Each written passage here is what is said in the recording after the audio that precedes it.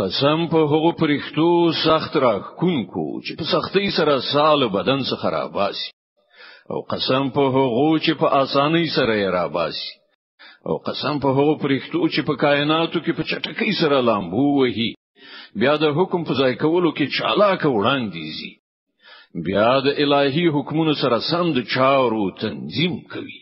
هغه ورځ چې دغه ټوله ځمکه د زلزلې ټکان وخوځوي او له هغه وروسته بل ټکان راشي.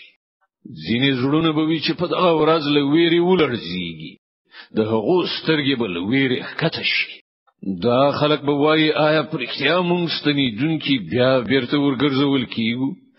آیا کله چې مونږ ډاډ وراسته هډوکي وګرځو؟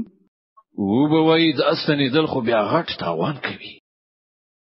په داسې حال کې چې دا یوازې دومره کار دی چې یو قوي आवाज وکړي او یو د قیامت پراخ میدان کې موجود شي.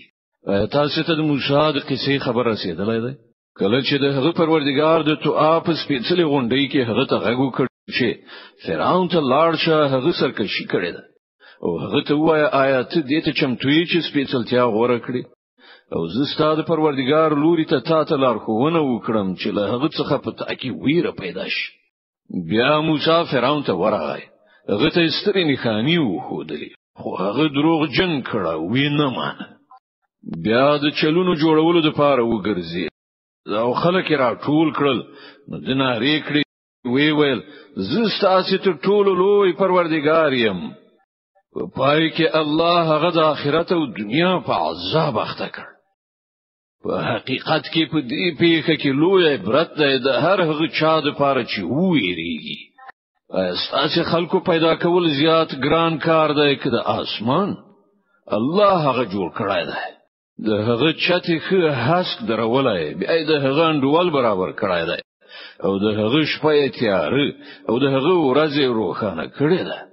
له هغه وروسته ځمکه غوړولې ده، له هغه څخه د هغه اوبه او شنیلی راوېستلې دي او غرونه مو پکې خاک درولې دي.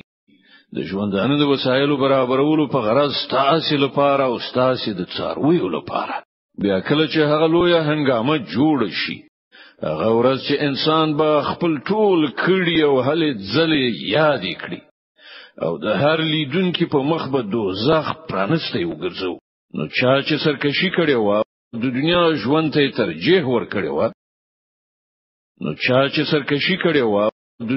ژوند ته ترجیح ور کړی و، همدا دوزخ د هغه استوګن ځای دی. او چا چې د خپل پروردګار په مخ کې له درېدون ویره کړې و او نفس له ناوړو غوښتنو څخه ساتلی و،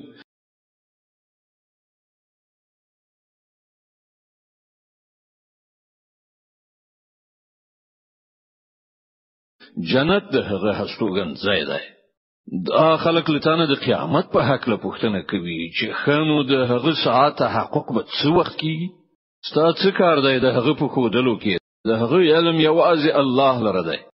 ته یوازې خبرون کې د هر هغه چا چې له هغه څخه ویریږي. هغه ورځ چې د خلک هغه وګوري نو دوی به داسې وانګيري چې په دې دنیا کې یا د مرګ په حالت کې صرف دی وی ورځې ورستنی برخه یا لومړنی برخه تیر کړې ده.